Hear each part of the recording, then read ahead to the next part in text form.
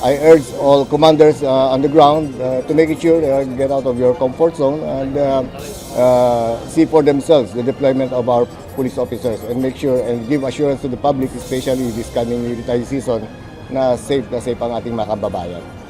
Hinikayat ng Philippine National Police ang lahat ng ground commanders na personal na pangasiwaan ang ipatutupad na seguridad sa kanilang nasasakupan. Ayon kay PNP Chief Police General Benjamin Acorda Jr., dapat makita at maramdaman ng publiko na ligtas sila lalo na ngayong holiday season.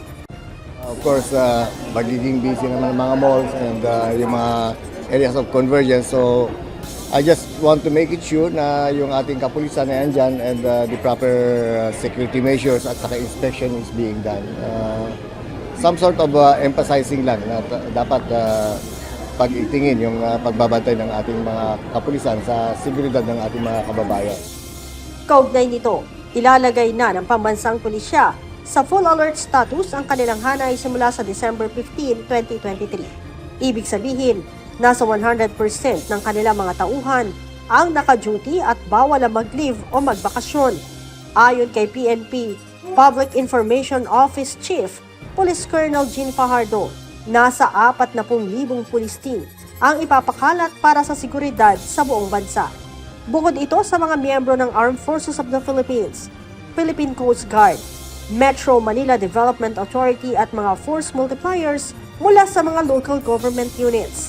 Pagpasok ng December ay talagang nag-i-increase po talaga tayo ng mga police visibility sa mga places of worship, sa mga major thoroughfares, sa mga transport terminals, at yung mga places of convergence na alam natin kapag ganitong December ay talagang dinadagsa ng tao. Pati na rin yung mga night markets, ay yan yung tinitingnan natin.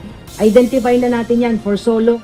Sinabi pa ni Colonel Fajardo, nasa mahigit 400 na K9 ang i-deploy, kabilang ang bomb sniffing dog at narcotics detection dog na ipapakalat ng PNP sa mga matataong lugar gaya ng mga terminal. Minarapat ng ating district director na paramihin po yung ating mga K9 units dahil po alam po natin yung challenge natin pagdating sa pag-inspection ng mga bags. Unang-una po, hindi po natin madidetermine yan with the naked eye. Kaya madali po ang pag-sweeping ng area kung ito po ay walang any harmful components. Kahapon, nagsagawa ng inspeksyon si PNP Chief Police General Benjamin Acorda Jr. sa latag ng seguridad sa mga bus terminal. Kaya naman, simula ngayong araw ay mahigpit na rin ang ginagawang inspeksyon sa mga pasahero. Okay naman po, wala naman pong problema. So, mas maganda nga po yung ganun. Para maiwasan po natin yung mga kalusot, mga ganun po.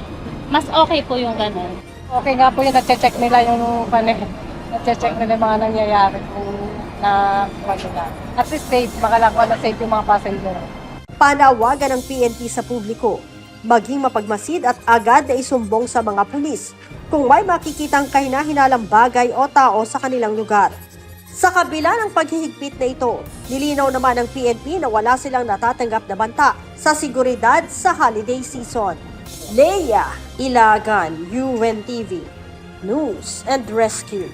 Diyos ang aming sandigan, serbisyo publiko ang aming pinahahalagahan.